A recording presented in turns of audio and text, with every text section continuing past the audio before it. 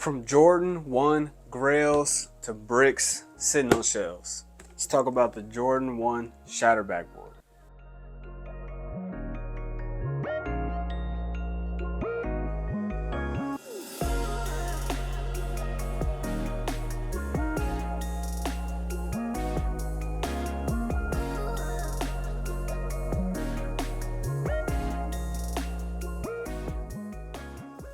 What's going on, everybody? My name is Blazing Nico and we are back with yet another sneaker review. Like I said, we're talking about a classic shoe. I don't know if you guys want to call it a classic in terms of long-standing Jordans or a classic in the community, in the sneaker culture, but they're now sitting on shelves and they're considered bricks. But let's talk about these Jordan 1s. The Jordan 1 High Shatter Backboard released on August 23rd. Retail prices for men were $185.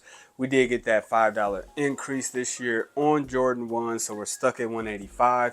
These also released in a full family size run, which is the first time in the history of the Shatter Backboard 1s. The original release for the Shatter Backboard Jordan 1 High was back in 2015.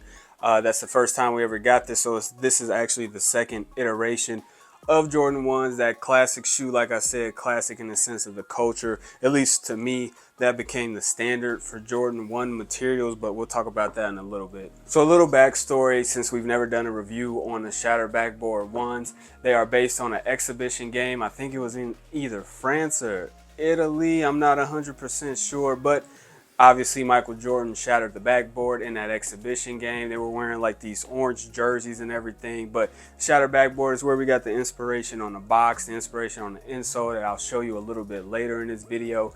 But that's a little bit of the backstory for these particular shoes. Back when these originally released, they kind of took a little bit to, take off some. I don't think they sat on shelves back then. I was just getting into college and everything, so I was not buying shoes heavy. Your boy was broke, to tell you the truth, but obviously, you guys may know a little bit of the history. These shot up quickly to high hundreds and even got over $1,000 for new pairs. I think they're still hovering up a little bit. They may have come down since newer pairs are harder to get your hands on, so they may have stayed up some. Used pairs you probably can grab for a good price, especially with these coming out, the newer retro of them. But with these coming out and the resale prices that are right now, your boy I'm completely happy having these grails. There could be many reasons why the Jordan 1 Shatter Backboard is, sitting on shelves and everything like that. I'm thinking the oversaturation of Jordan 1s once they got super popular, like the Dunks in 2019, 2020, 2021. They just kept pumping out pairs, pumping out pairs, pumping out pairs, so they can get more different colorways in people's hands, which I do not think that's a bad business model. But eventually you end up hitting a wall. May it be the economy or people, like I said, oversaturation. They're getting tired of the shoes. But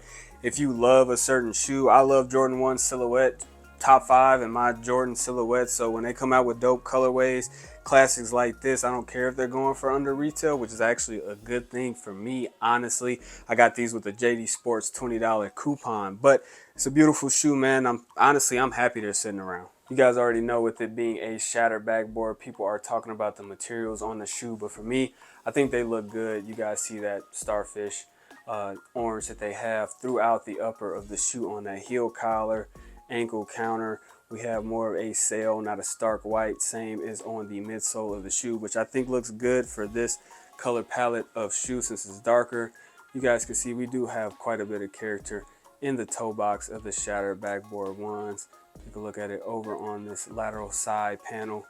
Black mesh tongue, Nike Air on that tongue, orange outsole.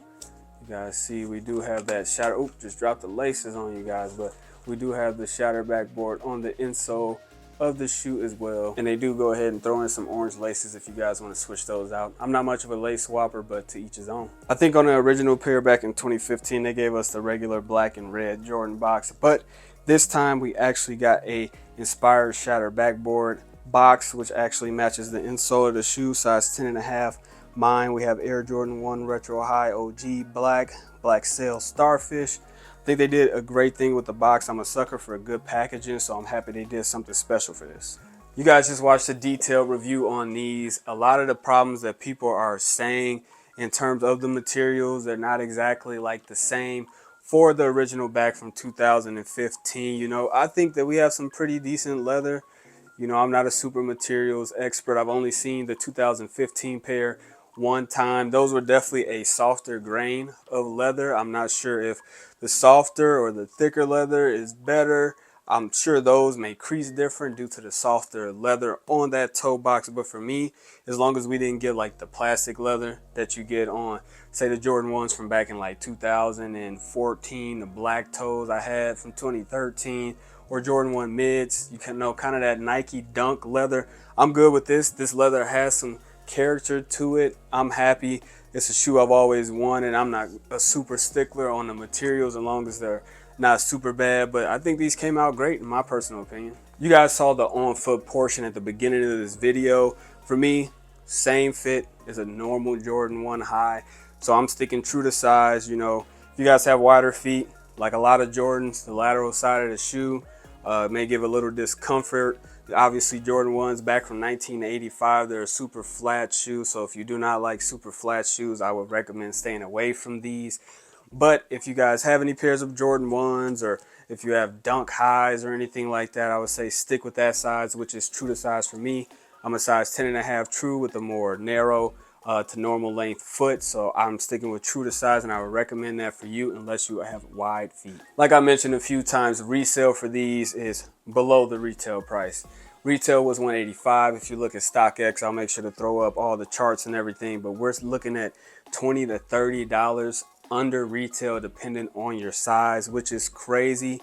Honestly, I should have waited on these. Like I said, I used a $20 coupon to get my pair, so I'm not mad at it at all for the price that I got these, but it's just crazy to see that these are going under retail. It's the year of the sneaker grails. We got the undefeated forwards. We got so many good shoes, and these are under retail. If I see these in outlets, your boy's probably doubling back. These are basically sitting everywhere. JD Sports, Nike, check your Snipes, check your Foot Locker, Dick's Sporting Goods, Champs. Every website has these on hands in full size runs. Basically, you know, obviously here and there, some people might be sold out of them, but it's a shoe that if you want to grab them for retail or under retail, the secondary market is a great place as well. But Grail shoe, at least for me, sticking in the collection forever. What else can I really say, man? We have shattered backboards back in 2025. 10-year hiatus from the original pair. We've seen a bunch of different iterations. You know, down here I have my pair that my wife got me back in the day, the low tops. You can see the orange is different, has suede and everything on there. I rock these all the time, but now I have the high tops finally in the collection. Those were kind of a consolation prize, something to fill that void for the shattered backboards, but now I have both, one for summer, one for fall. Your boy is content. I'm more than content. I'm super happy to have these in the collection. Never going anywhere. If you guys want these, you may be able to wait around and grab them at outlets, which is just crazy to say for a shoe like this that's coveted in the sneaker game. May not be anymore, at least for this 2025 pair, but they did a great job. It's a beautiful shoe. As always, I want to thank you guys for tuning in to yet another one of these videos. We had 2 Grail shoes coming out, 2 reviews back to back. Let me know what you guys think about this in the comments down below. Make sure to hit that like button, hit that subscribe button. We're steadily getting to that 2,000 subscribers. We're like 1,300 right now. We're grinding towards 1,400, but the ultimate goal for this year is 2,000. It's going to take a little bit. We only have a few months, but I think we can do it. Thank you guys for tuning in. But until next time, thank you guys.